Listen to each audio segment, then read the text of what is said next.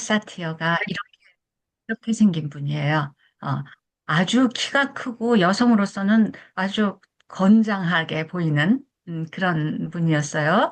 근데 저는 사티어를 직접 만나보지는 못했어요. 제가 상담을 본격적으로 공부한 게 1994년부터였거든요. 그랬는데 그때 이미 버지니아 사티어는 이제 이 세상 사람이 아니었어요. 그래서 제가 사티어를 직접 만나지는 못했지만 사티어가 이제 대표적으로 지었던 책의 겉표지예요. 우리나라에서도 이 책이 번역되어서 나오면서 뭐 아름다운 가족 뭐 이런 식으로 번역되어 나왔는데 표지를 똑같이 이런 표지를 했기 때문에 이제 여러분들도 번역서도 찾아서 이제 보실 수가 있고요. 제가 만났던 사람은 이 존 벤맨이라는 사람인데 버지니아 사티어의 수제자 중에 한 명이었어요. 버지니아 사티어가 돌아가시기 전에 이 버지니아 사티어는 굉장히 탁월한 치료사였어요. 카리스마가 많고 그렇게 아주 치료를 너무나 잘하는 사람이었는데 굉장히 교육을 많이 하고요. 정말 세계 곳곳을 다니면서 가족 치료 세미나를 열면서 자기의 치료 방법을 많이 이제 교육을 하고 펼쳤어요. 근데 이분이 어떤 책을 제대로 써서 자기의 이론을 집대성해서 남기는 그것을 하지 않고 거의 돌아가실 때 즈음해가지고 사티어 모델이라는 책을 이제 쓰기 시작했어요. 자기 제자들과 함께. 그런데 그 책을 완성하지 못하고 돌아가셨고 그의 유작처럼 이 존 벤맨을 중심으로 한 세 명의 수제자가 책을 써서 이제 집대성한 것이 사티어 모델이라는 책이에요. 우리나라의 사티어 모델이라는 책으로 번역이 돼서 나왔기 때문에 아주 좋은 책이기 때문에 여러분이 한번 기회가 닿으시면 그 책을 읽어보셔도 좋고 뭐 독서 보고서로 제출하셔도 좋고요. 그 존 벤맨이 이제 우리나라에 와서 우리들을 훈련시켜 주었고, 이분은 캐나다 분이기 때문에 우리가 또 캐나다에 가서 인텐시브 과정으로 일주일씩 묵으면서 배우고 그렇게 했어요. 그래서 이 존 벤맨, 이분이 이제, 그래서 이렇게 버지니아 사티어와 존 벤맨과 거버와 고모리, 네 사람이 더 사티어 모델이라고 하는 이제 책을 썼고요. 요건 이제 벤맨이 나중에 썼던 그런 책이에요. 버지니아 사티어가요, 이렇게 이제 가족을 놓고, 다 놓고 치료를 하는 것을 했는데, 심지어는 이렇게 어린아이까지도 치료에 포함시켜 놓고 같이 이렇게 치료를 하는 그런 장면이 있고요. 음. 오늘 이제 여러분하고 경험주의 가족 치료를 하는데, 이런 개념들을 여러분하고 이제 해보려고 해요. 사티어는요, 어, 변화는 누구에게나 가능하다. 이런 얘기를 해요. 그가 했던 중요한 말 중에 하나예요. 나에게 어떤 사람이든지 데리고 와라. 나는 그 사람이 아무리 형편없어 보이고 아무리 문제 있어 보이는 사람일지라도 그 사람에게서 변화를 이끌어낼 수 있다. 이렇게 하면서 변화에 대해서 상당히 탁월한 그런 이론을 이야기해요. 그리고 사티어의 모델을 성장 모델이라고 얘기하거든요. 때로는 씨앗 모델, seed 있죠? SEED. 씨앗 모델. 말하자면 사람 안에 굉장한 잠재력과 성장의 가능성이 있다. 이렇게 보면서 인간을 굉장히 선한 존재로, 긍정적인 존재로 봤어요.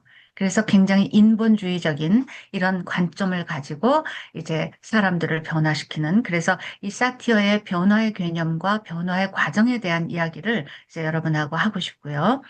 그 다음에 대처 양식이라는 것에 대해서 이제 여러분하고 얘기할 텐데, 제가 이제 파일을 하나 공유했잖아요, 여러분하고. 사티어 의사소통 유형 검사라는 건데, 다른 걸로 얘기하면 사티어 대처 양식 검사라고도 볼 수 있어요. 이따가 잠깐이라도 시간을 내서 여러분이 직접 해보시던가 아니면은 시간이 안 되면은 여러분이 이 강의가 끝난 다음에 나중에 그 검사를 해보셔도 좋은데 제가 그 검사에 대해서는 조금 이따가 이제 설명을 해드리면서 요 대처 양식이 뭔가에 대한 이야기를 이제 여러분하고 할 거고요. 그 다음에 오늘의 하이라이트는 개인의 빙산이라고 하는 치료의 기법인데요. 요것에 대해서 이제 이야기를 하고, 그다음에 경험주의에도요, 우리 보웬에는 다세대 가계도가 있었죠. 쥐노그램이라고 하는. 그다음에 또 구조주의에서는 구조주의 가족 지도가 있었죠. 그냥 경계선 개념 세개와 뭐 이런 거 몇 개 가지고 구조주의를 지도를 그렸는데 경험주의 가족 치료에도 원가족 가계도라고 하는 이런 패밀리 오리진 패밀리의 다이어그램이 있어요. 또 사티어는 어떻게 가계도를 그렸는지, 그다음에 가족 재구성이라고 하는 사티어의 아주 독특한 그 기법, 이것에 대해서 이제 차례로 한번 여러분하고 생각을 해볼게요. 먼저요, 여러분의 한글 교재 잠깐 저하고 같이 보시면서 좀 개론을 얘기할게요. 사티어 경험주의에서는요, 이론을 별로 중요시하지 않았어요. 그런데 그의 치료는 굉장히 탁월했고, 가족 치료에서는 뭘 얘기했냐면요, 가족의 상호작용을 바꾸는 거, 이것도 중요해. 상호작용을 바꾸려고 했던 것은 구조주의가 했던 것이거든요. 그러니까 관계 양상 상호작용 바꾸는 거 그거 중요한데 그것만 가지고는 충분하지 않고 뭐가 중요하냐면 각 개인을 성장시키는 것, 각 개인의 경험 수준을 증가시켜서 그 개개인의 건강한 그 개개인들이 서로 친밀하게 상호작용할 수 있게 하는 게 중요해. 이렇게 하면서 그 개인의 정서적인 경험을 중요시했고, 그리고 성장, 문제 해결보다는 어떻게 그 개인들을 성장시키는가, 이 성장을 중요시했다라는 것이 다른 가족 치료와 다른 점이에요. 그러면서도 가족은 굉장히 중요해. 왜냐하면은 개인이 결국은 자라나고 거기에서 만들어지기 때문에 가족이 건강하다는 건 상당히 중요한데 이제 건강한 가족이 어떻게 만들어지는가 이제 차츰 얘기를 하게 되죠. 그러면서 근본적으로 사람들은 선하고 그리고 뭔가를 이루어 나가려고 하는 자기 실현의 가능성을 가지고 있어. 이렇게 이제 인간을 굉장히 신뢰하면서 바라봐요. 그러면서 가족 문제의 원인은 뭘까라는 것을 무엇으로 보냐면 정서적인 억압으로 봐요. 결국, 그죠? 감정을 표현하지 못하고 억압이 되면 거기에서부터 모든 문제가 생겨나기 때문에 여기에서는 성장이라는 개념도 중요하지만 해방시킨다라는 개념, 이런 게 중요해요. 억압되어서 눌려서 길을 펴지 못하고 있던 개인이 자기를 표현할 수 있고 자유로워진다라는 것, 이것을 중요시하면서 만약에 어떤 사람이 자유롭게 자기를 표현하려면 무엇이 선행되어야 된다고 생각했냐면 자기의 내면과 진짜 접촉할 수 있어야 된다. 이 내면과의 진정한 접촉. 이 용어를 여러분이 기억하셔야 돼요. 이 경험주에서의 경험이라는 건 뭐냐면요. 그래서 사람마다 자기만 경험하는 독특한 게 있다는 거예요. 그죠? 그 진정한 자기 자신과 접촉할 수 있게 도와줘야만 그 사람은 자기를 이해하고 자기를 이해할 수 있을 때 솔직하게 표현할 수 있고 이 솔직하게 마음껏 표현하면서 사는 가족들끼리 모여서 상호작용할 때 그때 건강한 가족이 만들어진다. 이렇게 얘기를 했던 거예요. 이 경험주의에서는 사티어가 가장 중요한 인물이지만 그 이전에 후테커라는 남성 경험주의 가족치료사도 있었어요. 이분도 이제 이름 정도는 여러분이 기억을 하시면 좋고요. 이 경험주의 가족치료가요, 한 1990년대 됐을 때 쇠양길로 접어드는 듯 했다. 이렇게 얘기를 해요. 왜 그랬을까요? 바로 사티어가 1988년에 돌아갔다 그랬잖아요. 이렇다 할 책도 남겨놓지 않은 채 돌아가 버렸기 때문에 아, 경험주의가 쓰러지나 보다 이렇게 염려했다는 거죠. 그런데 다행히도 그린버그 앤 존슨 이 사람이 정서 중심 부부 치료, 그다음에 슈왈츠라는 사람이 내면 가족 체계 치료 모델 이런 것으로 이제 그거 경험주의를 이어갔어요. 이 정서 중심 부부 치료는 여러분이 많이 들어보셨을 거예요. EFT라 그래서 Emotionally Focused Therapy. 그죠? 정서 중심. 그다음에 내면 가족 체계 치료도 IFS라 그래서 Internal 패밀리 시스템 테라피 이런 거예요. 그래서 이렇게 상당히 중요한 이제 이런 치료 기법들이 경험주의에서 이제 나왔다라는 거예요. 그래서 경험주의의 맥은 끊어지는 듯 했으나 끊어지지 않고 아주 더 활발하게 이어졌다. 이제 이렇게 보면 되고요. 그래서 그 밑에 보면 이제 위테커는 만남을 중요시했고 이 치료자와의 관계를 중요시했어요. 결국 좋은 치료가 일어나려면 치료자도 자기의 감정을 솔직하게 표현하는 사람이어야 된다. 그래서 자기 자신의 감정을 활용해라. 이런 얘기를 했던 사람이고 굉장히 이분도 좋은 치료를 했고요. 이제 사티어가 유명한데 성장 가능성을 강조했고 변화는 누구에게나 가능하다. 이렇게 이제 굉장히 긍정적으로 이제 했던 사람이에요. 그런데 이 사티어는 모든 가족 치료가 그랬지만 특히 의사소통을 중요시했어요. 어떤 사람이 자기의 경험에 닿아서 그것을 솔직하게 일치적으로 표현할 수 있다라는 거.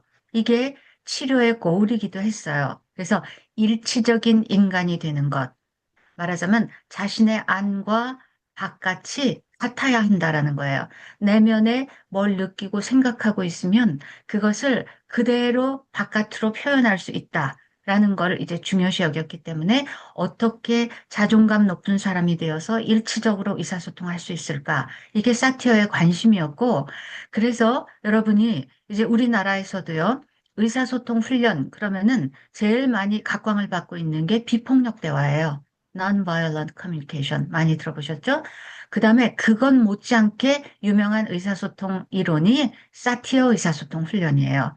사티어 빙산 의사소통 이런 책도 있고 그래서 의사소통을 굉장히 이제 중요시 여겼고 그랬기 때문에 의사소통 유형검사 이런 것도 이제 만들어낸 거고 이런 거죠.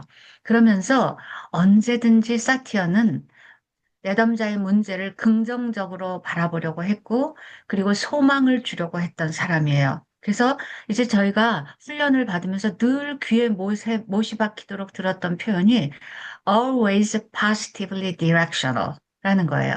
언제든지 긍정적인 방향으로 놓고 보라는 거고, 문제를 항상 재정의하는 것에 이제 탁월했고, 그리고 일치적인 의사소통. 이것이 그 사람의 기능을 측정하는 요인으로 받고 치료 목표로 봤다라는 거예요. 아까 이 경험주의가 정서 중심 부부 치료로 이어졌고 내면 가족 체계 치료로 이어졌다고 하니까 그것의 특징만 간단하게 살펴보고 그리고 이제 사티어의 이제 이론으로 들어갈게요. 정서 중심 부부 치료는 이 이름이 말하고 있듯이 역시 정서 중심이에요. 부부 치료를 하는데 부부가요, 실제로 자기 내면에 진짜 말하고 싶은 감정, 이것들을 말하는 게 아니라 상호작용을 하는 가운데 서로 감정 반사적으로 화를 내고 상처에 의해서 공격을 하고 이러면서 살고 있더라는 거죠. 그래서 부부가 이제 갈등이 돼서 이제 오면은 이 정서 중심 부부 치료사들은 뭘 하려고 하냐면 그렇게 하고 있는 상호작용은 그건 가짜 감정이라는 거죠. 진짜 그 밑에 정말 상처 입은 그리고 뭔가 원하고 있는 이런 것들이 있을 때 그거를 드러낼 수 있게끔 도와주는 거예요. 그래서 진짜 감정을 말할 수 있으면은 이제 그 악순환의 고리를 끊고 새로운 상호작용을 만들 수 있다는 거죠. 그러면서 이 정서 중심 부부 치료는 경험주의에 뿌리를 두고 있지만 애착 이론도 굉장히 이제 중요시 생각을 하면서 이렇게 얘기를 하는 거죠. 결국 어려서부터 부모하고 잘 애착을 형성하지 못한 사람은 나중에 결혼해서도 부부끼리도 서로 사랑을 주고받는 걸 못하기가 쉽다라는 거예요. 그래서 어떤 아내가 그저 사랑받고 싶은데 사랑받고 싶은 것을 사랑받게끔 행동을 하는 게 아니라 괜히 불만하고 불평하고 공격하고 막 이렇게 하면서 사랑받지 못할 그런 행동을 한다라는 거예요. 그래서 이렇게 행동하지 말고 진짜 나는 당신에게 사랑받고 싶다라는 것을 취약한 자기의 감정을 드러낼 수 있게 도와줌으로 인해서 오히려 그런 상호작용을 바꾸는 이런 것들을 시도했던 게 이제 정서중심 부부치료예요. 그래서 이것도 결국 그 근원으로 따지면 경험주에서 얘기한 것처럼 진짜 자기 감정에 닿아서 그것이 무엇인지를 표현하게끔 한다. 이거니까, 그죠? 경험주의 철학하고 다 있다. 이렇게 볼 수가 있겠죠? 내면 가족 체계 치료는 결국 자기 안에 어떤 부분, 어떤 하위 인격이 있는가를 볼 수 있게 도와주는 거예요. 자기 속을 들여다봄으로 인해서 내 안에 어떤 부분 인격이 있는지 주로 부모로부터 만들어진 하위 인격들을 볼 수 있도록 도와주는 그러므로 인해서 나의 안에 여러 부분이 있기 때문에 지금 나의 부정적인 부분만 드러나고 있지만 내 안에는 다르게 행동할 수 있는 건강한 부분이 있다. 이런 것들을 발견할 수 있도록 도와주고, 그래서 이제 변화할 수 있도록 하는 이런 것들이 내면 가족체계 치료예요. 그래서 이 두 가지, 최근 각광을 받고 있는 이 두 가지 치료가 경험주의에 뿌리를 두고 있는 그런 것이다. 라고 이제 이해하시면 될 것 같아요. 자, 이제부터 화면 보시면서 다시 이야기를 할게요. 자. 변화에 대한 이론이, 사티어의 변화에 대한 이론이 중요하다라고 했는데요. 이 변화의 과정에 대해서 사티어는 어, 아주 탁월한 설명을 해줘요. 어, 지금 여기에 전부 영어로 됐던 것에다가 제가 한국말로 다 이렇게 자막을 달았습니다. 네. 자, 일단 이 표를 보시면요. 이게 이제 어떤 사람의 수행이에요. 수행 능력이 이제 이렇게 늘어나야 되는데, 지금 old status quo. 그래서 예전 상태, 지금 이제 별로 바람직하지 않은 상태에 있어요. 그러다가 어떤 이제 계기로 인해서 상황이 더 나빠지는 이런 상태가 될 때, 그죠? 여기서 이제 낭떠러지에 떨어지는 것 같은 이런 상태가 될 때, 외부 요인이라 그래서 이제 가족 치료가 여기서 이제 개입을 하게 돼요. 외부 요인이라는 것은 이제 뭔가 도움의 손길이 여기에서 이제 들어갈 수 있잖아요. 그런데 그러면서도 이 변화를 이루지 않으려고 사람들은 일단 저항을 하게 된다 그래요. 그러니까 치료를 받으면서도 금방 좋은 상태로 확 변화되는 게 아니라 이것에 대해서 이제 저항하고 변화하지 않으려고 하고 그러면서 점점 이제 나쁜 상태로 가는 것처럼 되기도 해요. 그래서 심지어는 바닥치는 경험을 하면서 헤이어스, 혼돈의 상태로까지 가요. 그런데 그럴 때 여기에서 이제 치료사의 역할이 뭐냐면은 항상 변화의 과정에는 이렇게 임박에 좋아지지 않고 더 나빠지는 것 같은 상황이 있기 때문에 특히 가족 치료에서요. 가족 치료를 시작하는데 오히려 좋아지기는커녕 더 싸움이 일어나기도 하고 더 실망을 하기도 하고 이런 일들이 생겨나거든요. 그럴 때 치료사가 이 바닥치는 것과 같은 이런 케이오스의 단계를 긍정적으로 바라보면서 계속 이끌고 나가는 게 중요하다. 이런 얘기를 하는 거예요. 치료사들에게.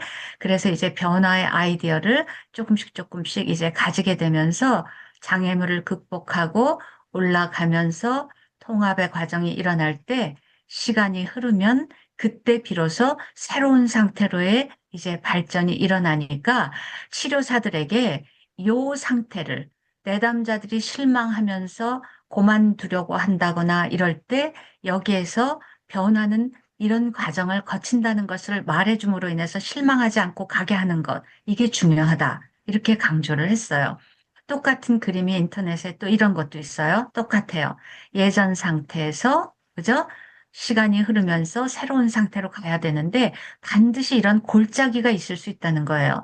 더 고통스럽고 스트레스 받고 두려워지기도 하고, 예를 들어서 변화를 시작할 때 한 아내가 변화를 시도해 보라고 하는데 내가 이렇게 변하면 남편이 오히려 화를 낼지도 몰라요. 남편이 오히려 떠나갈지도 몰라요.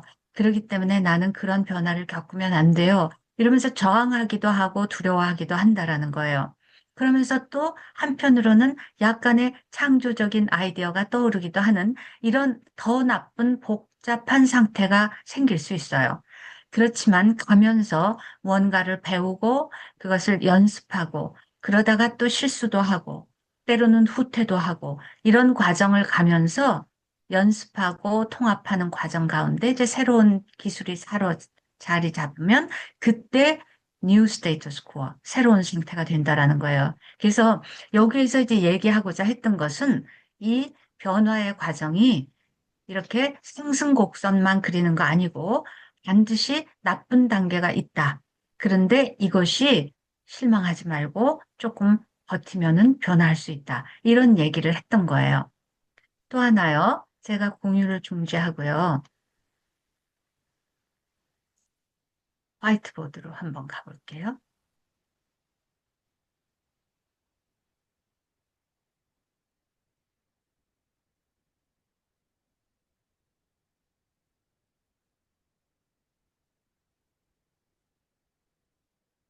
도대체가, 그죠? 나는 도대체가 무슨 특징이 없고, 그냥 이렇게 그냥 거절할 줄도 모르고, 그냥 사람 좋다 소리는 듣는데, 나는 이런 내가 정말 싫어요. 이렇게 얘기하는 사람이 있어요. 또 어떤 사람은요, 나는 이렇게 삐죽삐죽 해가지고 둥글둥글하지가 않고 너무 그냥 사람들을 콕콕 찌르고 이게 별이라서 예쁘지만 그런 사람이라는 거예요. 나는 내가 싫어요. 이렇게 해요. 내담자들이 와서 자존감이 낮은 사람들은 자기의 성격이 싫다라고 얘기를 해요. 그래서 달라졌으면 좋겠다. 이렇게 얘기를 하는 거예요. 그런데 어느 누구도요, 자기 있는 그대로의 자기를 싫어서 다른 모습으로 바뀌려고 하면 그런 변화는 불가능해요. 뭐냐면요. 있는 그대로의 자기 자신을 일단 좋아하고 일단 받아들여야 한다는 거예요. 그래서 사티어는 어떻게 얘기를 하냐면 당신이 동그라면 동그란 것을 일단 받아들이고 좋아하세요. 그런데 만약에 동그란 게 싫어서 이렇게 별 모양이 되고 싶다면 이렇게 한번 해보세요. 여기다가 뿔을 하나 세우면 돼요. 이거예요. 뭐냐면 거절 못해요? 그러면 이번에 한번 거절을 해보세요. 당신은 화를 내본 적이 없나요? 그러면 한번 화를 참지 말고 화를 내보세요. 당신한테 못되게 구는 사람이 있나요? 한번 속 시원하게 욕을 해보세요. 이런 거예요. 아시겠죠? 말하자면 사티어의 변화의 개념은 add on something이에요. add on me, add something on me. 나 자신에다 무언가를 더하라는 거예요. 그래서 변화를 이렇게 평소에 내가 안 했던 것을 이렇게 더해가다 보면 나는 어떤 변화를 하게 되냐면 확장적인 변화를 하게 돼요. 내가 더 커진단 말이에요. 나는 내가 싫어서 나를 없앴으면 좋겠어. 이렇게 하면서 여기다 X표를 치면 안 된다는 거예요. 이해되시죠? 있는 그대로의 당신, 당신이 가지고 있는 좋은 점을 그대로 살려두고 당신이 해보지 않았던 것을 하면 된다라는 거예요. 그래서 변화는 확장적인 변화여야 되고 성장이어야 된다라는 거예요. 나를 없애고 다른 사람이 되려고 하는 것은 실패하기 딱 좋은 거다. 이렇게 설명을 했어요. 그럼 어떤 사람이 와서 또 나는 너무 거칠고 삐죽삐죽해서 싫어요. 나는 좀 둥글둥글한 사람이 되고 싶어요. 라고 한다면 어떻게 해야 되죠? 이제 여러분은 힌트를 얻으셨을 거예요. 아, 그런가요? 그러면 여기다가 이렇게 더 해보세요. 더 하라는 거예요. 이렇게. 그죠? 이렇게 더하면 이 사람 역시 자기가 없어지는 게 아니라 커지는 확장적인 변화가 가능하다라는 거예요. 그러니까 항상 저는 이거를요, 내담자에게 굉장히 많이 활용을 해요. 어떤 내담자든지 난 내가 바뀌었으면 좋겠어요. 내가 싫어요. 하는 사람에게 먼저 자기 자신을 좋아하는 것을 가르쳐요. 당신이 이런 점이 좋다. 이거는 이런 점 때문에 오히려 플러스 요인이다. 이렇게 단점을 장점으로 만들어 놓고 그 위에다가 자기가 안 해봤던 걸 해보게 한다라는 거예요. 그래서 사티어의 변화에 대한 개념은 바로 이거예요. 변화의 과정 중에는 더 나빠지는 것이 있지만 그때 실망하지 마라. 라는 거. 그 다음에 변화는 자기가 가지고 있는 것에다가 무언가를 더하는 것이지 나를 없애고 다른 사람이 되는 것이 아니다. 이 두 가지 변화의 개념. 이게 굉장히 이제 사티어의 탁월한 변화에 대한 관점이에요. 어떤가요? 이것에 대해서 어떻게 생각하는지. 아, 네. 네. 김강산 교수님, 이렇게 엄지를 들어 보이셨어요. 그죠? 굉장히 아주 간단한 것이지만, 임상에서 부딪힐 때 내담자의 관점을 확 바꿔놓을 수 있는 좋은 관점이에요. 한번 여러분들도 활용해 보시면 좋을 것 같아요. 두 번째 중요한 개념으로 이제 대처 양식인데, 대처 양식은 여러분에게 드렸던 사티어 의사소통 유형 검사에서 이 다섯 가지 중에 한 가지 혹은 두 가지를 골라내려고 하는 거거든요. 어, 이런 거예요. 제가 공유를, 다른 거를 보여드릴게요. 음, 제가 이거 안 띄워놨나 보네요.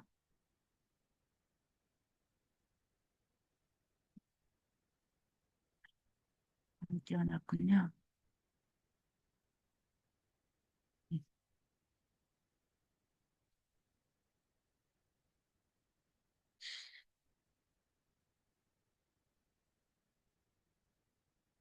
이따가 보면서 설명해 드릴게요.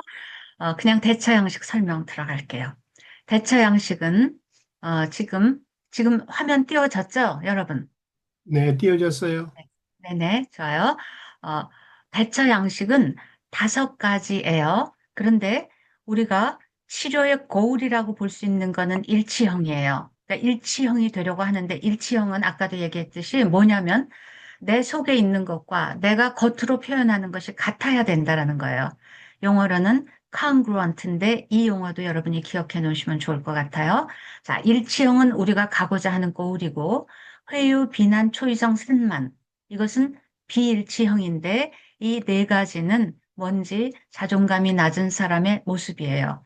이거를 하나씩 한번 설명을 해볼게요. 일단 회유형, placating, 비난형, blaming, 초이성형, super reasonable, 산만 부적절형, irrelevant. 이렇게 해요. 자, 하나씩 한번 볼게요. 회유형은 뭐냐면요. 이제 사티어 모델이라는 책에도 이렇게 파이처럼 생긴 이런 세 조각의 그림이 있는데 이 한 조각은 뭐냐면요. S, self예요. 나죠. 그다음에 O, others, 타인이에요. C는 context, 상황이에요. 자, 우리가 상황을, 우리는요, 나와 너와 그리고 우리 둘의 상황이 있어요. 항상 의사소통을 할 때는 요 세 가지 요소가 있는 거예요. 그런데 회유형의 사람은요, 자기가 없어요. 제가 한 조각을 까맣게 이제 표현을 했는데 늘 자기를 중요시 여기지 않고 자기 자신을 무시하고 소홀히 대하는 사람이에요.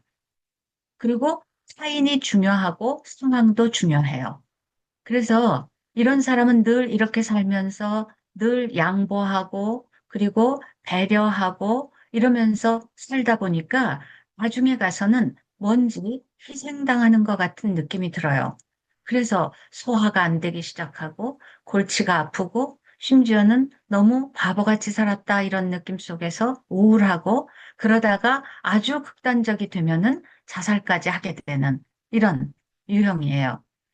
그런데 이 사람이 가지고 있는 그럼에도 불구하고 자원은 뭐냐면요. 굉장히 예민하고 섬세하고 다른 사람의 마음을 잘 캐치하고 그리고 늘 화목하려고 하고 자기를 양보하니까요. 타인에 대한 배려가 많아요. 그런데 이 사람은 결국 한 조각이 지금 이게 망가져 있기 때문에 특히 자기의 부분이 망가져 있기 때문에 뭘 보완해야 하냐면요. 감정을 표현하려고 해야 돼요. 자기를 억압하면서 살기 때문에. 그리고 억압했을 뿐만 아니라 원하는 것도 주장하지 못했기 때문에 기대를 주장하는 사람이 되어야 해요. 이렇게 이제 이런 유형의 사람이 있어요. 두 번째 유형의 사람은 하인 이 조각이 까매져 있잖아요. 굉장히 자기는 살아 있어요. 근데 다른 사람에 대해서 무시하는 유형이에요. 그러다 보니까 다른 사람에 대해서 늘 비난하고 자기 주장을 하죠. 이 사람의 자원은 강한 자기 주장력, 그리고 무언가 자기가 원하는 것을 적극적으로 펼칠 수 있는 힘이에요. 이게 자원인데 이 사람은 남을 무시하면서 살다 보니까 갈등을 만들게 되고 심지어는 남을 무시하는 걸 넘어서서 남을 의심하고 그리고 화가 잘 나요. 남이 못마땅하기 때문에. 그리고 그래서 이제 신체적으로는 고혈압 같은 병을 앓게 되는 그래서 이 사람의 경우에는 무엇을 보완해야 되냐면 감정을 좀 참고 절제해야 돼요. 분노를 특히. 그리고 타인에 대해서 배려하는 것을 배워야 되는 거죠. 이런 유형의 사람이 있어요. 비난형의 사람. 그 다음에 세 번째는요. 이 두 조각이 다 껌이에요. 뭐냐면 이 사람은 상황만 중요시 여기고 일 중심적인 사람이고 인간에 대한 그런 배려 없어요. 그래서 자기 자신도 돌볼 줄 모르고 타인에 대해서도 역시 무시를 해요. 그리고 상황만 중요시 여기죠. 그래서 이 사람들은요, 어떤 조직에서는요, 굉장히 이성적이고 유능하고 지성이 있고 성취를 이루기 때문에 굉장히 조직에서는 인기가 있을 수 있어요. 일 중심이고 목표 중심이기 때문에. 그러나 사람들을 무시하고 그러기 때문에 스스로도 굉장히 긴장 가운데 살고 그리고 번아웃이 일어나고 그러다 보면 신체적으로는 암에 걸리기도 하고 심장마비로 죽기도 하는 이런 말하자면 워커홀릭 스타일의 사람이에요. 그래서 이런 사람은 먼저 뭘 해야 되냐면 자기를 돌보고 좀 여유를 갖고 쉴 수 있어야 되고 그리고 이제 타인에 대해서도 공감하는 사람으로 이제 변화되어야 해요. 마지막 비일치적인 유형으로 이렇게 세 조각에 다 문제가 있는 사람이 있을 수 있어요. 이 사람은 산만하고 부적절하다라고 했는데 자신과 타인과 상황을 모두 무시해요. 그리고 뭔가 자기에 대한 인식, 타인에 대한 성찰, 상황에 대한 인식 이런 것들도 부족하기 때문에 문제 해결력도 없고 굉장히 이제 혼돈스러운 그래서 심하면은 정신질환으로 걸릴 수도 있고 산만하고 신경계 장애를 일으킬 수도 있는 그런데 심지어는 이렇게 세 조각이 다 문제가 있어 보이는 사람에게도 자원이 있다는 거예요. 사티어는 그렇게 얘기를 했어요. 어떤 사람도 비일치적이어서 보완해야 할 점은 있지만 그럼에도 불구하고 자원이 있다. 이렇게 얘기해요. 아니, 이렇게 세 조각이 다 까만 사람들이 무슨 자원이 있을까? 이렇게 생각하는데 이 산만 부적절형 이 사람은 문제 영역에서는 상당히 굉장히 문제가 될 수 있어요. 근데 문제가 없는 영역에서는 굉장히 재밌는 사람이 될 수가 있어요. 창의적이고 엉뚱한 생각도 많이 하고 유머 감각이 있고 그래서 즐거워요. 진지함이 없지만 즐겁고 그래요. 그래서 이 사람은 이제 뭐냐면은 뭔가 깊이 조용히 앉아서 자기를 생각하고 상황을 파악하고 이런 걸 못하는 사람이기 때문에 좀 자기 성찰을 하고 그리고 타인에 대해서 생각해보고 상황에 대해서 인식하려고 하는 좀 멈춰서서 뭔가 인사이트를 얻으려고 하는 이런 게 이제 필요하겠죠. 그래서 이렇게 될 경우에 보세요. 사실은 모두 다 부족함이 있기 때문에 상담 받아야 될 부분이 있어요. 근데 누가 제일 상담에 많이 스스로 올까요? 한번 여러분 얘기를 해보죠. 회유, 비난, 초이성, 산만. 이 네 사람 중에, 네 유형 중에 스스로 자기 발로 상담실에 찾아오는 형은 어떤 형일까요? 요형일 것 같아요. 화요형이죠? 네, 맞히셨어요. 그죠? 화요형이 자기를 억압하면서 우울하고 막 이렇게 되니까 나중에 힘들어가지고 스스로 와요. 절대로 상담실에 안 오려고 하는 형은 어떤 형일까요? 한번, 네, 비난형, 노심초사 비난형. 비난형이죠. 그렇죠? 비난형. 나는 문제가 없다라고 생각해요. 네가 문제라고 생각하죠. 그래서 이제 그 사람은 자기 발로 잘 안 와요. 또 초이성형도 별로 올 일이 없다고 생각해요. 그냥 문제 해결하면 된다고 생각하지 감정에 대한 이런 게 없기 때문에 자기가 힘든 줄도 몰라요. 그런데 이 3만형의 사람은요, 주로 끌려와요. 넌 문제야. 그래서 부모들이 이 아이를 상담실에 데리고 오죠. 도대체 개념이 없고, 문제의식이 없고, 이래서 이제 끌려오는 타입이에요. 그리고 이제 초이성형이나 비난형은 회유형의 아내가 나는 정말 이제는 당신하고 못 살아. 이러면서 이제 그러면 그때서야 이제 내 못 살겠다는 아내를 도와주기 위해서라도 상담실에 한번 가볼까? 그리고 이제 와보는 이런 거라고 볼 수 있어요. 어떻든 이렇게 이제 특징이 있는데 바로 내가 어떤 형에 가까운가를 검사하는 검사가 이제 여러분에게 드린 그 검사니까 이따가 시간이 남으면 한번 같이 해보고 나중에 한번 해보세요. 그 다음에 이제 일치형. 자, 이제 이 세 조각이 다 핑크빛으로, 그죠? 살아있는 거예요. 뭐냐면 자기도 존중을 하고 중요하고 타인도 존중을 하고 상황도 중요시해요. 모름지기 우리가 제대로 의사소통을 하려면 바로 그런 거예요. 자, 나는 상황이 지금 어떤 것인지 알고 있어요. 그런데 이 상황에서 내가 느끼고 생각하고 원하는 것이 있고 네가 느끼고 생각하고 원하는 것이 있는데 그걸 가지고 이제 주고받고 얘기를 하는 거예요. 존중 가운데에서.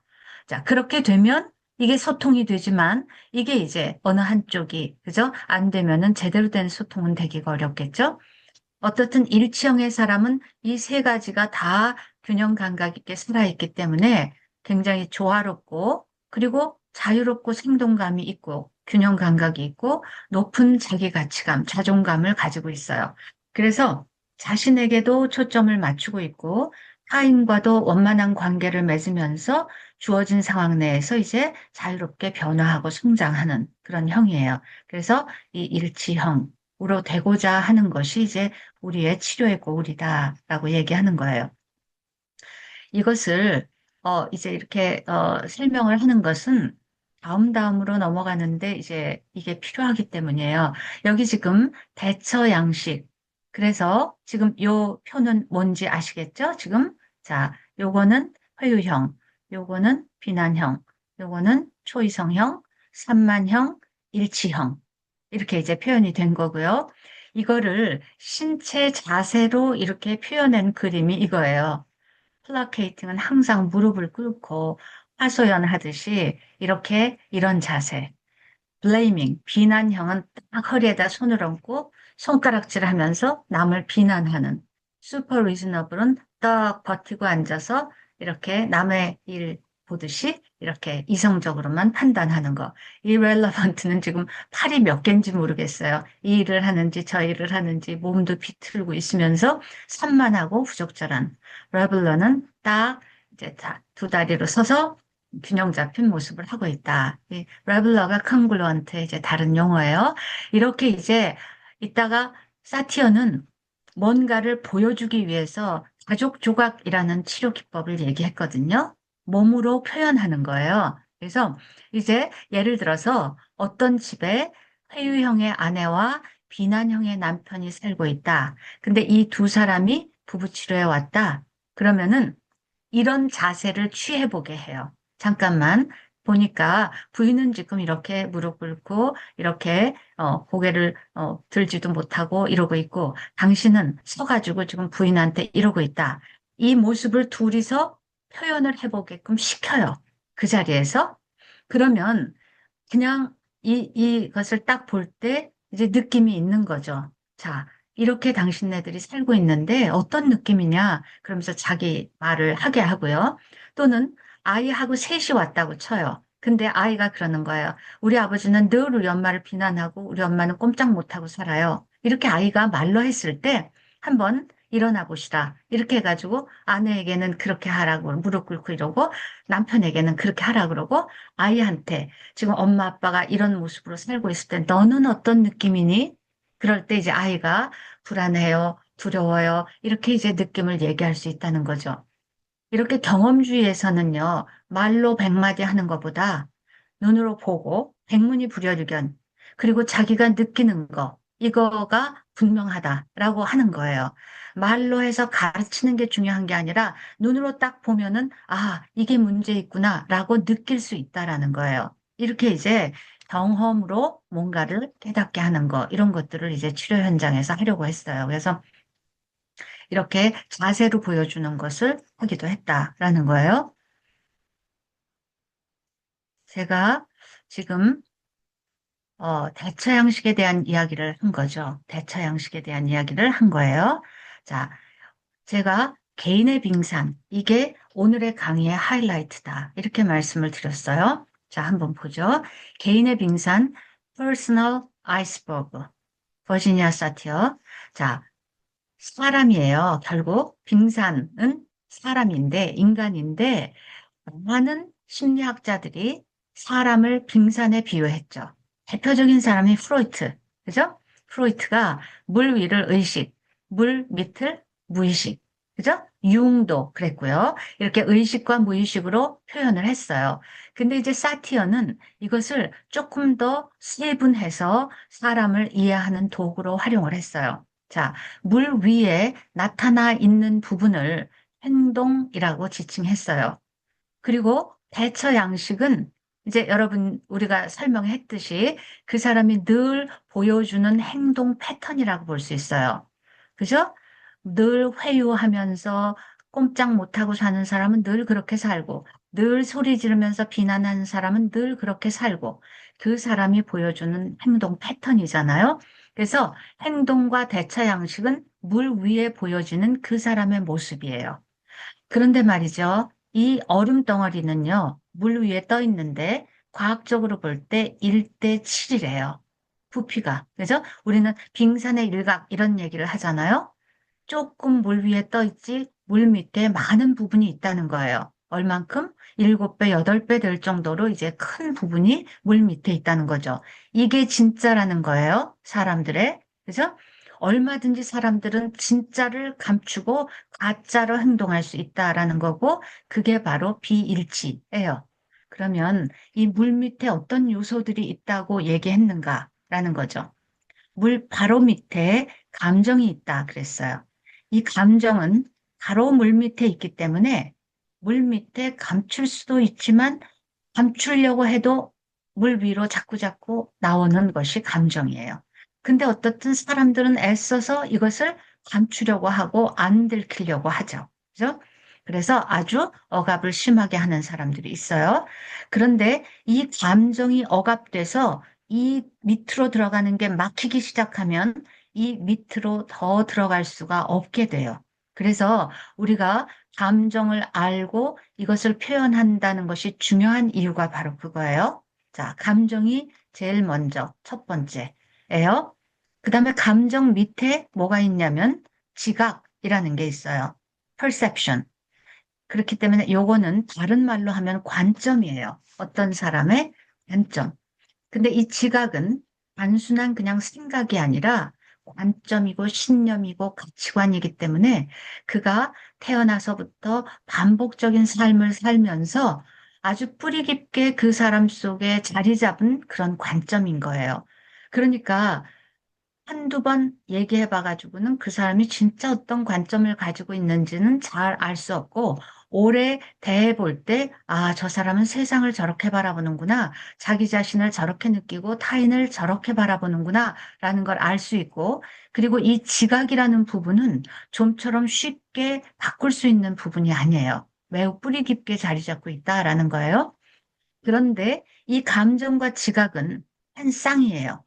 어떤 의미에서 한 쌍이냐면 이 감정의 진짜 원인이 이 지각이라는 거예요. 왜냐? 이 지각은 물 밖에서 일어난 어떤 상황을 해석하는 이 도구가 되기 때문이에요. 말하자면 이 일은 났을 때 어떤 사람은 이 일을 아무렇지도 않게 생각하는데 어떤 사람은 이 일을 마치 그저 큰 재앙으로 바라본다라는 거예요. 그게 바로 뭐가 시키는 일이냐면 그 사람의 지각 체계가 그렇게 해석하게 만들기 때문이에요. 그러면 그 생각 때문에 느낌이 일어나는 것이기 때문에 바로 이게 한 쌍인 이유는 내 느낌의 진짜 이유가 지각이다라는 거예요. 이 지각 밑에 또 어떤 요소가 있냐면 그 사람이 원하는 바가 있어요. expectation. 그죠? 그렇기 때문에 우리가 감정을 억압하고 또 그 감정을 억압하다 보면 내가 가지고 있는 생각을 부인하는 게 되고 그렇게 되면 내가 원하는 게 뭐라는 것에는 닿을 수가 없어요. 그래서 감정을 풀어낸다라는 게 중요한 거예요. 감정을 알아야만 자기가 원하는 걸 알 수 있게 되기 때문에 기대가 있어요. 근데 기대가 다가 아니고 그 기대 밑에는 열망이라는 것이 있어요. 열망. 정말 마음속 깊이 원하는 바죠. 그러면 기대도 원하는 바고 열망도 원하는 바인데 이 두 개의 차이가 뭐냐면 이것도 결국 한 쌍이죠. 원하는 바라는 것. 요거의 차이는 기대는 매우 대상이 있으면서 구체적인 거예요. 열망은 매우 보편적이면서 추상적인 가치예요. 다른 말로 하면 우리의 욕구 이렇게 표현할 수 있는 거예요. 열망은 그래서 이런 것들이에요. 사랑하고 싶은 욕구, 사랑받고 싶은 욕구, 인정받고 싶은 욕구, 힘을 행사하고 싶은 욕구, 자유롭고 싶은 욕구, 뭐 이런 인간의 기본적인 욕구, 안전, 소속, 권력, 자유, 이런 거예요. 그래서 누구나 다 이런 욕구를 가지고 있죠. 근데 욕구와 기대가 어떻게 연결이 되냐면요. 자, 사랑받고 싶은 열망을 가지고 있는 아내가 있다고 쳐요. 그럼 그 사람이 가지고 있는 기대는 남편이 내 생일에 꽃다발을 갖다 주기를 원하는 거예요. 만약에 열망, 인정의 욕구를 가지고 있는 엄마가 있다고 쳐요. 그럼 그 엄마의 기대는 내 아들이 서울의대에 들어가서 의사가 되었으면 하는 거예요. 이 차이를 아시겠죠? 기대는 대상이 있으면서 구체적으로 원하는 바예요. 열망은 한 인간으로서 가질 수 있는 욕구예요. 이런 거예요. 자, 이런 네 가지 요소들이 안에 있다라는 거예요. 그것까지 닿을 수 있을 때 진짜 자기와 만난다 그랬어요. True self. 그죠? 그러면 여기서 지금 일치적으로 소통하고 일치적인 사람이 되는 게 치료의 고울이다. 라고 한다면 이 요소들을, 물 밑에 있는 네 가지 요소들을 살려내야 될 뿐만 아니라 이게 뭐라는 걸 알아야 한다라는 거예요. 이걸 알아야 표현할 수가 있고 그리고 당당해질 수 있다라는 거예요. 그러면 이게 제가 치료의 도구라고 얘기했어요. 이거요.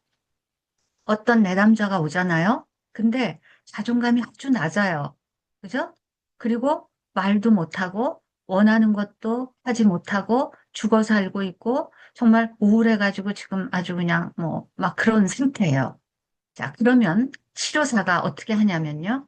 깨끗한 거울이 되어서 이 사람을 비춰주기 시작하는 거예요. 이 사람은 워낙에 감정을 억압하면서 오랜 세월 살았기 때문에 느낌이 뭔지도 모르고 생각도 주장할 줄 모르고 기대가 뭔지도 몰랐단 말이에요. 그죠?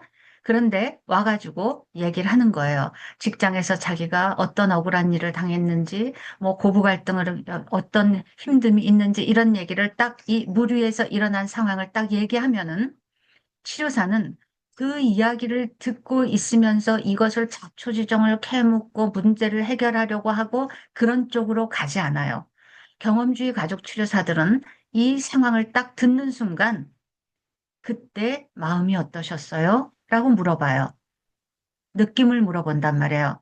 처음에는 느낌이 뭔지를 몰라요. 뭐 어쩌고 화도 나고 뭐 이거를 이름 붙일 수 있게 도와줘요.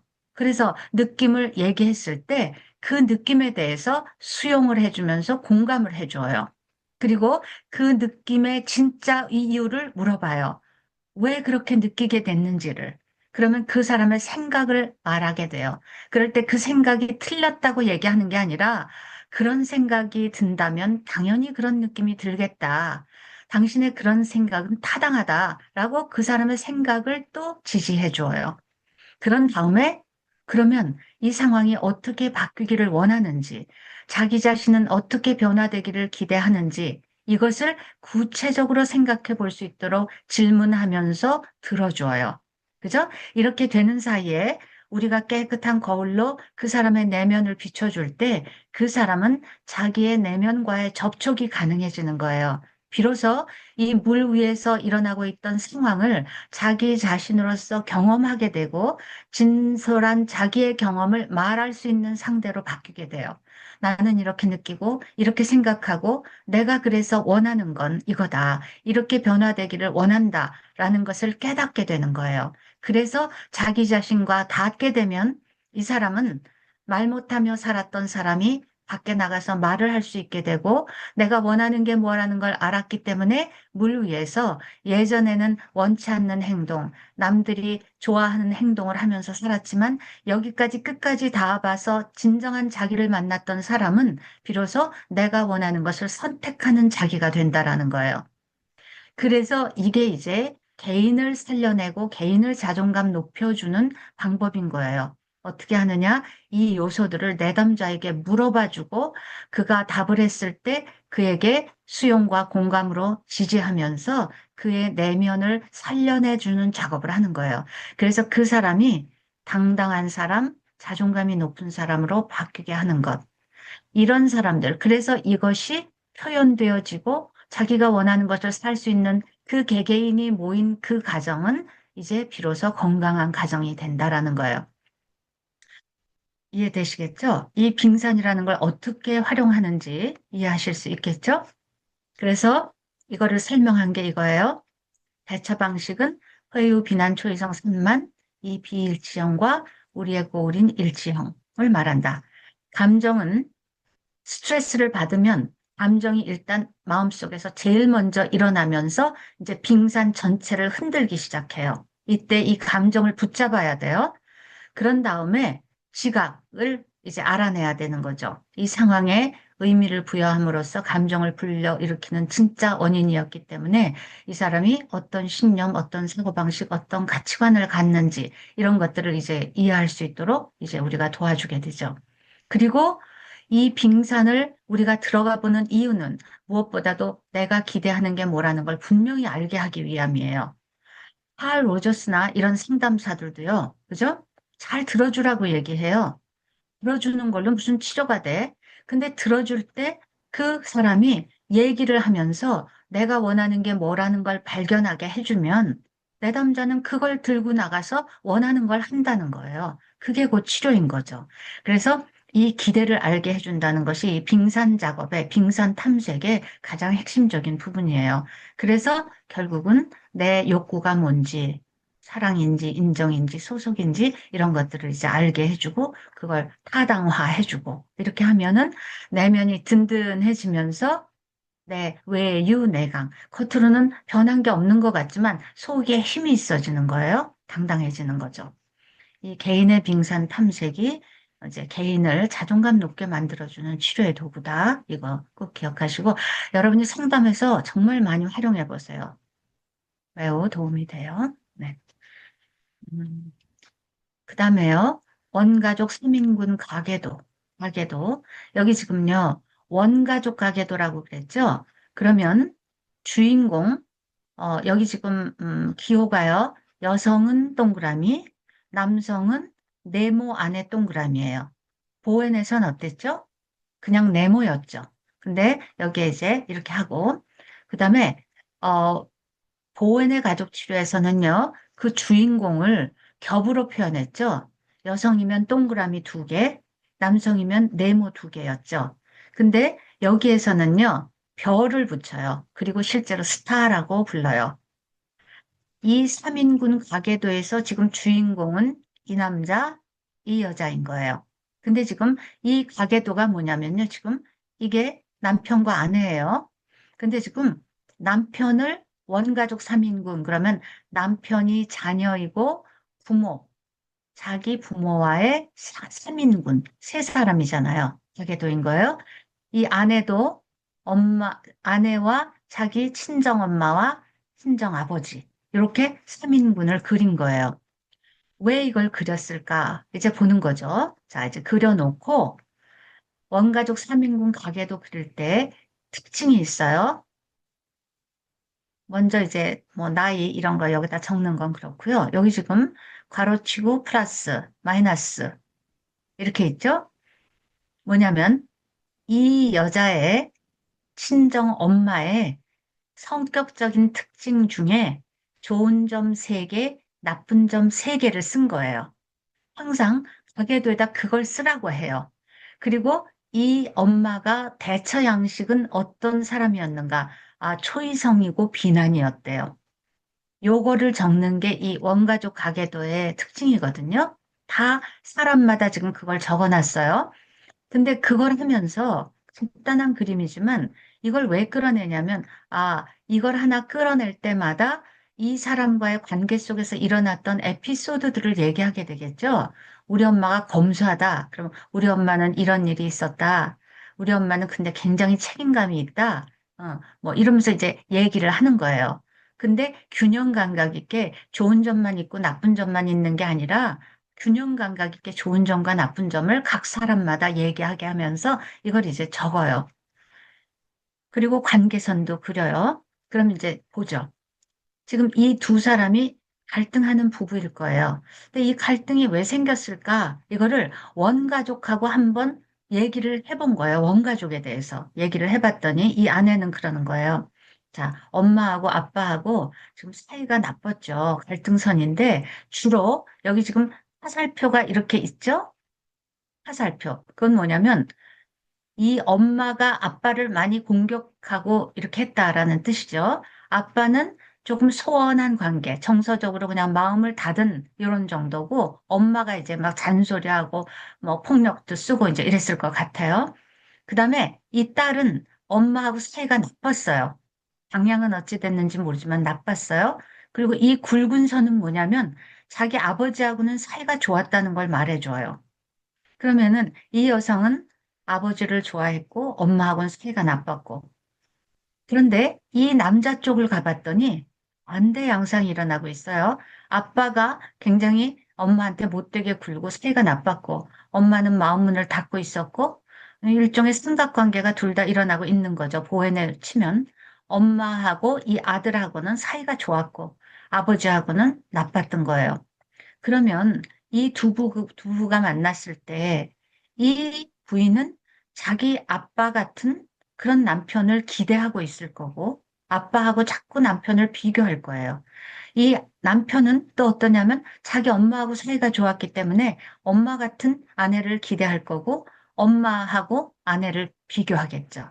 그러면서 이제 이런 성격, 이 엄마는 헌신적이었고 부지런하고 여성스러웠으니까, 그죠? 아내에게 그걸 기대할 거고, 이 엄마, 이 아내는 아빠가 정이 많고 신뢰롭고 원만한 사람이었기 때문에 또 남편에게 그걸 기대하겠고, 이런 거겠죠? 그래서 이제 이런 누구와 밀착 관계가 있고 뭘 기대했을까 이런 것들을 이제 요 스민군 가계도를 통해서 이제 이해해보는 이런 거예요. 그러니까 원가족 가계도라는 것은 어떤 때 하게 되냐면은 결국 현재 일어나고 있는 일이 그 부모하고의 관계 속에서 빚어지지 않았을까? 이런 것들을 이제 보고 현재의 상처가 그 부모와 형제와 어떻게 연관이 되나 이런 걸 볼 때 원가족 가계도를 그리게 돼요. 그러니까 자, 이런 이제 요거는 세 사람만 한 가계도인데 이런 가계도가 있죠. 여러분의 책에도 있을 거예요. 자, 이제 세 사람만 그리는 게 아니라 형제 자매를 다 포함한 가계도를 그리는 거예요. 이제 형제들을 위치시키는 것이 보행식은 다르죠. 보행은 만약에 한다면 이렇게 부부가 하면은 요 밑에 선을 긋고 형제를 요 밑에 쪼르란히 이렇게 달잖아요. 근데 지금 원가족 가계도에서는 아니고 여기서 여러분이 누가 주인공이죠? 이 원가족 가계도를 그리게 만든 주인공이 있죠? 뭘 보고 알 수 있어요? 별, 그렇죠. 민수, 별이, 민수. 여기 지금 별이 있잖아요. 얘가 이제 지금 얘 때문에 이 가계도를 그린 거예요. 아빠, 엄마, 그다음에 큰 누나, 위에서부터 누나, 형, 동생. 이렇게 된 거죠. 그죠? 그리고 이제 여기 보니까 뭐 직업 같은 것도 적고, 종교도 적고, 뭐 취미도 좀 적고, 뭐 적고, 반드시 빼놓으면 안 되는 게 요거 형용사 세개씩 플러스 마이너스, 그다음에 그 사람의 대처 양식 이런 거예요. 그래서 이제 아버지는 비난형이었고 엄마는 회유형이었네요. 그리고 이제 이렇게 적고 여기서 관계선을 보니까 큰딸하고 엄마하고는 굉장히 사이가 좋았어요. 지금 엄마 아버지는 뭐 폭력적인 이런 건 아니지만 사이가 그냥 소원했고 그죠? 그런데 지금 이 아이 민수랑 보니까 아버지하고 사이가 안 좋았네요. 그죠? 뭐 형하고도 뭐 사이가 별로 안 좋았고 뭐 누나하고도 그렇고 엄마하고도 그렇고 별로 관계가 굉장히 소외되어 있고 아빠하고는 안 좋고 뭐 이런 관계다 이렇게 볼 수가 있는 거죠. 이러면서 이제 쭉 얘기를 하면서 이렇게 하다 보면은, 아, 얘가 왜 이런 지금 문제를 가지게 됐는가가 이제 나오는 거예요. 아, 형은 뭐 이런 사람이고, 누나는 이런 사람이고, 이제 이런 얘기를 하면서 에피소드들을 얘기한다는 거죠. 그러면서 균형 감각 있게 이렇게 이제 하는 거예요. 이제, 예를 들어서 원가족 가계도를 한 얘가 어떤 여성이 저한테 이제 상담을 왔어요. 그랬는데, 오빠하고 자기하고 남매인데, 오빠하고 원수처럼 돼가지고 지금 아주 단절해서 살고 있다는 거예요. 나이가 50대 중반이고, 이제 오빠도 60대가 다 되어가는 그런 사람인데, 둘이서 딱 둘밖에 없는데, 부모도 이제 돌아가시고 그랬는데, 이제 사이가 그렇게 나빠가지고 남들보다도 못하게 산다는 거예요. 근데 이 여성이 상담을 공부하기 시작한 여성으로서 그것을 풀고 싶은 거예요. 이제 인생의 과제로서 숙제로서 오빠하고 화해하고 싶은 거예요. 그래가지고 왔는데 어떻게 해야 될지 몰라서 이제 얘기하면서 원가족 가계도를 한번 이제 같이 그려봤어요. 그래서 이제 아버지에 대한 얘기도 하고 엄마에 대한 이야기도 하고 오빠에 대한 이야기를 하면서 형용사들도 적고 관계선도 그려보고 그랬는데 오빠가 그죠? 아버지하고도 갈등선, 엄마하고도 갈등선, 그리고 자기는 아빠하고 엄마하고 굉장히 좋은 이런 관계선을 긋는 거예요. 그러면서 얘기하는 거죠. 아, 우리 오빠가 굉장히 아버지, 엄마가 오빠에 대한 기대가 컸는데 그걸 충족시키지 못하다 보니까 맨날 혼나고 야단 맞고 그랬다는 거예요. 그랬더니 오빠는 막 비행 청소년급이 돼가지고 막 여러 가지 문제를 일으키고 정말 우리 집에 마치 암덩어리인 것처럼 그렇게 했고 자기, 자기도 동생으로서 오빠가 야단은 다 맞고 항상 자기랑 오빠랑 비교를 했기 때문에 자기는 칭찬만 듣고 그러면서 살았다는 거예요. 그래서 가만히 내가 이 원가족 가계도를 그리면서 생각해 보니까 가만히 보니까 눈, 비, 바람은 우리 오빠가 다 맞고 그거 피해서 나는 칭찬만 받으며 살았네요. 이런 생각을 하면서 오빠가 왜 그렇게 될 수밖에 없었는지 이해가 된다라는 거예요. 그러면서 이 여성의 마음이 오빠를 우리 집의 암적인 존재, 암덩어리 이렇게 생각하면서 미워했던 마음이 눈 녹듯이 사라지면서 오빠에게 먼저 손을 내밀고 찾아가서 화해를 청하고 그런 얘기들을 하면서 아주 극적인 화해를 이루어내는 그런 일이 있었어요. 그러니까 이런 것들이 원가족으로부터 상처를 받았을 때, 뭐 아빠를 너무 싫어한다거나 엄마를 너무 싫어한다거나 이런 게요. 사실은 어렸을 때 왜곡된 상이 만들어졌을 수 있어요. 그냥 어떤 경험으로 인해서 거기 딱 갇혀버린 거죠.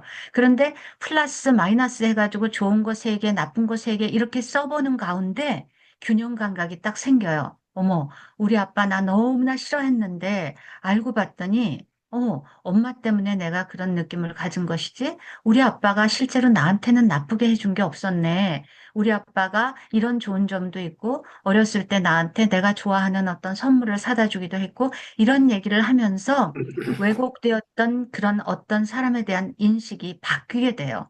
그래서 오히려 또 상처를 치유받게 되는 이런 일이 일어나는 거죠. 결국 여기 플러스 마이너스 적는 것이 의미 없는 것이 아니라 이유가 있는 것이었어요. 왜곡된 내 어린 시절의 어떤 사람에 대한 승을 바꾸어 놓는 이런 역할을 해요. 그래서 요거를 이제 쓴다라는 거고 대처 양식을 아까 그렇게 제가 설명을 했던 이유가 이 대처 양식은 빙산에서도 우리가 생각을 하게 하고 원가족 가계도에서도 그 사람에 대해서 이거를 생각해 봐야 되기 때문에 대처 양식에 대한 이해는 굉장히 이제 중요한 게 돼요. 그리고 여러분이 그 검사를 하게 되면 아까 제가 설명을 하면서 보완점을 얘기했잖아요. 자원도 있다. 그리고 보완해야 할 점은 뭐다. 이 보완점을 여러분이 이제 이해하시면 L형으로 나온 분은 이제 더 감정을 표현하려고 해야 되고 내가 원하는 것을 하려고 해야 하고 비난형으로 나왔으면 좀 다른 사람을 배려하고 화를 덜 내야 되고 초이성형으로 나온 사람이면 일을 좀 중요시 여기지 말고 좀, 그죠? 쉬고 이래야 되고, 이런 식의 이제 변화를 하면 되는 거죠. 어, 이게 이제 이렇게 가족들이 막 와가지고 하거나 뭐 가족 치료 워크숍 같은 데서 이렇게 사람들을 세워놓고 뭐 어떻게 해봐라 이런 걸 해요. 우리 개인 치료, 특히 정신 분석 이런 데서는요, 내담자를 터치한다거나 이런 것을 극히 막죠. 하지 말라고 해요. 손대지 않죠. 심지어는 카우치에다가 내담자를 눕혀놓고 상담사는 뒤에서 안 보이는 곳에 이렇게 앉아 있을 정도로 개입을 잘 안 하죠. 근데 가족 치료를 오면은요, 뭐 끌어안고 뭐 밀고 당기고 이런 거 막 하거든요. 그래서 막 이게 지금 아까 그죠? 지금 비난형의 모습을 하고 있고 회유형의 모습을 하고 있는 거예요. 그죠? 둘이서 이제 그렇게 살고 있을 때 그렇게 하고, 뭐, 만약에 파워의 불균형이 있다, 그러면은 심지어는, 그 파워의 불균형을 극적으로 표현하기 위해서 의자 위에 올라가라고 해요, 한 사람을. 그리고 그 기죽어 사는 사람을 밑에 무릎 꿇고 앉으라고 하고, 그런 다음에 그 올라서 있는 사람을 올려다 보라고 하고, 또 올라서 있는 사람을 밑에 있는 사람을 내려다 보라고 하고, 그러면서 즉시 이렇게 행동을 한 다음에 물어봐요. 자, 느낌이 어떠냐고. 이렇게 지금 무릎 꿇고 당신 밑에 쭈그리고 앉아 있는 아내를 볼 때 당신은 의자 위에 올라서서 있으면서 그 아내를 내려다보는 당신 느낌이 어떠냐. 그럼 그 남자가 그래요. 별로 기분 안 좋다고. 어떡하고 싶냐. 나 그냥 대등한 위치에 서고 싶다. 이렇게 얘기해요. 아내한테도 물어보죠. 당신이 이렇게 쭈그리고 있으면서 저 위에 올려다보니까 기분 좋냐? 아니다. 나 그러고 싶지 않다. 어떡하고 싶냐? 대등한 위치. 딱 일어서서 둘이 똑바로 서서 쳐다보라고 하죠. 지금 어떠냐? 내가 힘이 있어진 것 같아. 기분 좋다. 이렇게 하면서 느낌을 물어보고 말하게 해요. 그래서 이런 이제 가족 조각하는 모습이고요. 이렇게 이것도 뭐 이제 표현해 보는 거예요. 이렇게 직접 이제 사람이 와서 이렇게 하는 경우도 있지만 사람이 안 오는 경우 있잖아요. 혼자만 올 때도 있고 그럴 때 인형을 써요. 그러니까 제 상담실에는 인형이 있는데 그 인형이 표정이 없는 인형이면은 더 좋아요. 그래서 그냥 나무 인형 혹은 뭐 도자기로 만든 인형, 무슨 인형 이런 것으로 이제 거리감을 표현하게 하고요. 요즘 가족 세우기 이런 거 많이 들어보셨죠? 그게 이제 많이 인기를 끌고 있는데 코칭계에서도 그런 걸 많이 하더라고요. 그게 바로 이제 이 경험주의에서 나온 거예요. 그래서 어떤 부인이 와가지고 얘기를 하는 거예요. 우리 부부 사이에는 시어머니가 끼어 있다라는 거예요. 그죠? 항상, 그죠? 우리가 사이가 나빠지는 이유는 어머니가 마치 우리 남편의 부인인 것처럼, 그죠? 남편이 직장 갔다 돌아오면은 자기가 버선발로 먼저 나가가지고 자기가 부인인 것처럼 그런다는 거예요. 그죠? 자동차도 타고 가면은 내가 앉아야 될 내 자리에 시어머니가 앉는다는 거예요. 말하자면 남편 옆자리에. 그러면서 이제 그런 얘기를 하면은 남편이 그거를 듣고 있으면서 에이 뭐 그래? 뭐 이러면서 이제 이렇게 얘기를 해요. 그럴 때 인형을 딱 제가 꺼내놓고 한번 당신이 느끼는 대로 한번 이걸 표현해 보라. 그랬더니 그죠? 남편 앞에다가 딱 시어머니를 놓고 자기는 뒤에 이렇게 세워놓는 거예요. 거리감을 그렇게. 그러면은 남편이 딱 볼 때 어머 우리 아내가 이렇게 느끼고 있구나라는 게 말로만 할 때와는 달리 느껴진다라는 거예요. 그러면 그렇게 한다면 또 어떻게 하냐면요. 이거를 그렇게 해서 현 상태가 어떻다는 것을 보여주고 그것을 바꿔보라고 얘기해요. 이걸 어떻게 바꿨으면 좋겠냐. 그럼 당연히 그 부인은, 그죠? 시어머니 인형을 빼고 자기가 남편 곁으로 가겠죠. 이렇게 되고 싶다. 그러면 남편은 느끼는 거죠. 내 아내가 그동안 그렇게 거리감을 느끼고 있었는데 나한테 가까이 다가오고 싶구나. 이렇게 이제 이렇게 하면서 항상 가족 조각을 했으면 그것을 되고 싶은 모습으로 바꾸는 거 이런 거요. 어떤 아이가 와서 우리 엄마 아빠는 우리 오빠만 이뻐하고 나는 예뻐하지 않아요. 이렇게 해요. 그럼 이제 어떻게 표현을 해보라 그러면은 이제 엄마 아빠가 자기 오빠는 이렇게 이제 끌어안고 이렇게 있고 자기는 저쪽에 멀리 쪼그리고 앉아 있어요. 그래서 어떻게 하고 싶어? 그랬더니 나도 저 품속으로 들어가고 싶어요. 이렇게 얘기하는 거예요.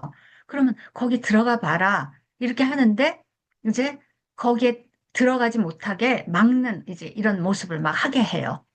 엄마, 아빠가.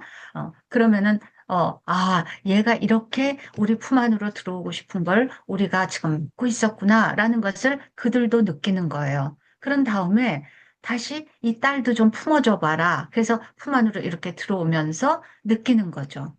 너무 좋다. 이렇게 하면서 이제 그거를 느끼는 거. 그래서, 이렇게 하면서 항상 해보게 하고 느낌을 물어보고 다시 변화시키고 싶은 것을 하고 이렇게 하면은 그게 아주 그냥 정말 눈으로 보고 느끼기 때문에 굉장히 효과가 있어요. 그래서 가족 조각이라고 하는데 그거를 이제 많이 활용하고 사이코 드라마하고는 약간 달라요.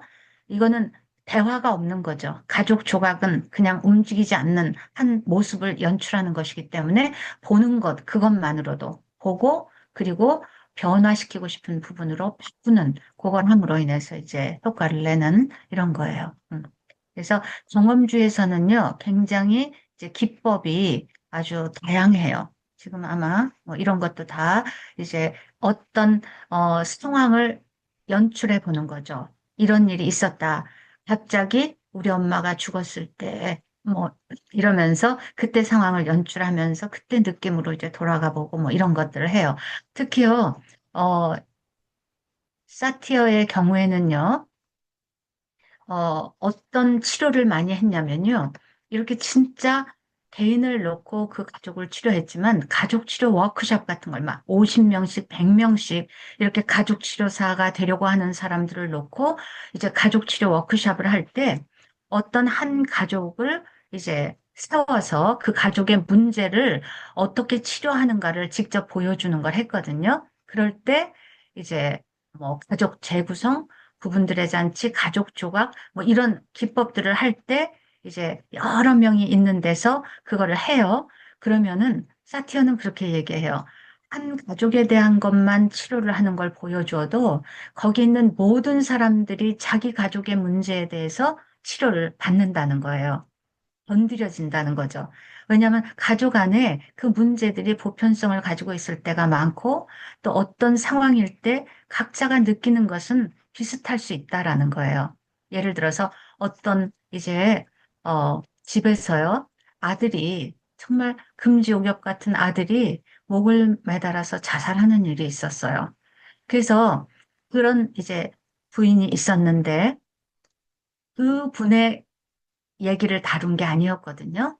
한 목사님의 농약을 먹고 죽은 엄마에 대한 이야기를 다루는 그런 이제 데몬스트레이션을 하는 세션이었는데 거기에서 이제 치료가 일어나면서 막 이제 그러고 있을 때 그 옆에서 그분이 막 통곡을 하기 시작하면서 자기도 그 문제 속으로 들어가면서 이제 치료를 받는 그런 일이 일어났단 말이죠. 그러니까 어떤 한 가족의 문제를 다룰 때 거기에 앉아 있는 많은 사람들이 공통적인 것을 느끼고 그리고 이제 각자가 자기 작업을 하는 이런 것들을 했던 거예요. 그래서 할 때 이제 이렇게 한 가족의 이야기를 할 때 어떻게 하냐면요. 주인공이 자기의 이야기를 해요. 그러면은 거기 참여했던 사람들 중에 그 사람의 아버지 역할을 할 사람, 엄마 역할을 할 사람, 오빠 역할을 할 사람, 이렇게 자진해서 이제 주인공의 이야기를 듣고 하는 이야기를 듣고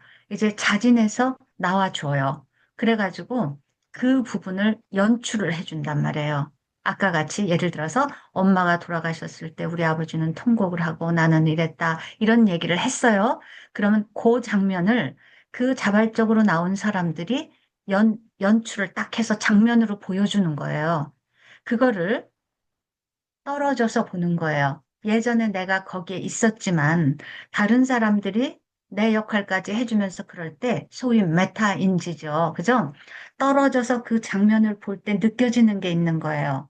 예전에 내가 그 속에 있었을 때 보지 못했던 것이 다른 사람들이 우리 가족의 역동을 연출해 주는 것을 보고 느끼는 거예요. 그러면은 느낌이 어떠냐? 저 모습을 어떻게 바꾸고 싶으냐? 그래서 이렇게 되었으면 좋겠다 그럴 때 그 사람들이 또 그걸 해준다는 거예요. 이해되시죠? 이렇게 하면서 그 자리에서 치료가 일어나는 이런 것들을 했어요. 자, 그래서 치료 기법이요. 이제 대단히 많은데, 우리 지금 시간이 거의 다 돼가죠?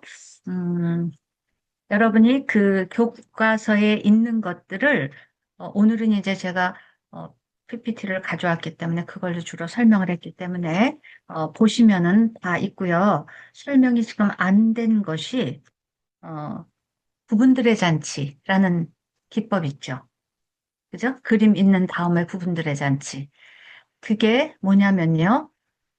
이것도 굉장히, 사티어가 준 아주 탁월한, 개인을 성장시킬 수 있고, 치유할 수 있는 중요한 부분인데, 부분들의 잔치가요, 영어로는 parts party. 그걸 부분들의 잔치라고 번역을 한 거예요. parts party. 뭐냐면 parts라는 것은 우리 안에 있는 부분들이에요. 하위 인격이라고도 할 수 있는 사람들은요, 다양한 요소로 구성이 되어 있다는 거죠. 근데 우리는요, 밖으로 보여서 좋을 것과 감춰야 될 것을 다 각자 갖고 있어요. 스스로가 생각할 때 이거는 별로 좋지 않은 부분이다 생각하는 건 감추려고 들어요. 좀 자랑스러운 부분은 내보이려고 하죠. 그런데 사티어의 생각은 달랐어요. 우리가 감추려고 하는 부분, 심지어는 어떤 경우에는 부정적인 느낌, 이런 것조차도 다 자원이라고 봤어요. 그리고 그것을 인정한다는 것 중요하고, 특히 소위 우리가 그림자라고 하는 것, 이거를 감추는 게 사실은 병이거든요. 이거를 이제 내 취약성은 취약성대로, 나의 단점은 단점대로, 나의 부정적인 측면도 어떤 경우에는 긍정적으로 사용될 수 있다라는 걸 알고 수용하고 인정하고 받아들이는 거. 이게 중요하기 때문에 부분들을 막 끌어내고 파치파티 할 때도 어떻게 하냐면요. 있는 사람이 모여 있어요. 어떤 사람이 자기의 어떤 문제를, 현안을 내놨어요. 그랬을 때 그 문제가 예를 들어서 분노 조절 장애다라고 해서 그것 때문에 지금 이 사람이 이혼의 위기를 맞이하고 있는 거예요. 그럴 때 내가 화를 내는 게 문제다. 이렇게 이제 끌어냈어요. 그러면 이제 이 사람은 의사이기 때문에 굉장히 지적이에요. 뭐 유능함도 있어요. 뭐 이런 거 있어서 나는 이런 부분이 있다, 이런 부분이 있다, 이런 부분이 있다라고 얘기를 하면 역시 거기 좌중에 있는 중에서 내가 저 사람의 분노 역할을 해줄게. 내가 저 사람의 뭐 무슨 역할을 해줄게. 이렇게 해서 이제 나와요. 그래가지고 처음에는 분노를 억압하는 게 문제였던 거예요. 이 사람이 의사이기 때문에 뭐 환자들에겐 친절하고 그러고는 집에 와가지고 화를 내는 거예요. 그러니까 문제가 됐던 거죠. 억압이 문제야. 그래서 이제 처음에는 억압하는 것을 막 해요. 분노를 막 누르고 묶어놓고 막 이런 걸 해요. 그러다가 가만히 보니까 안 되겠어. 저렇게 놔두면 안 되니까 좀 분노를 참 편안하게 놔주면 좋겠다. 그러면 이제 또 그들이 이렇게 해요. 그러면서 내 안에서 결국은 그 잘못 취급당하고 있는 그 부분을 제대로 할 수 있도록 만드는 걸 통해서 이제 내 안에서 일어나고 있는 내적 갈등을 해결하는 거예요. 그래서 있는 그대로의 나, 부족하면 부족한 대로 그런 거 그렇게 해서 이제 하는 거. 결국 여기 보면 수많은 부분들, 그걸 이제 어떻게 다루어야 할지, 마음에 들지 않는 부분을 너무 부인하고 그러지 말고, 그리고 또 좋고 즐거운 사람이 되려고 좋은 것만 보이지 말고, 수용받지 못할 부분들을 숨기려는 노력을 통해서 우리 자신을 잃어버리는 것이기 때문에 그러지 말고 모든 요소들을 내 것으로 인정하고 받아들이고 그것을 변형시켜서, 그러니까 날뛰는 분노를, 그죠?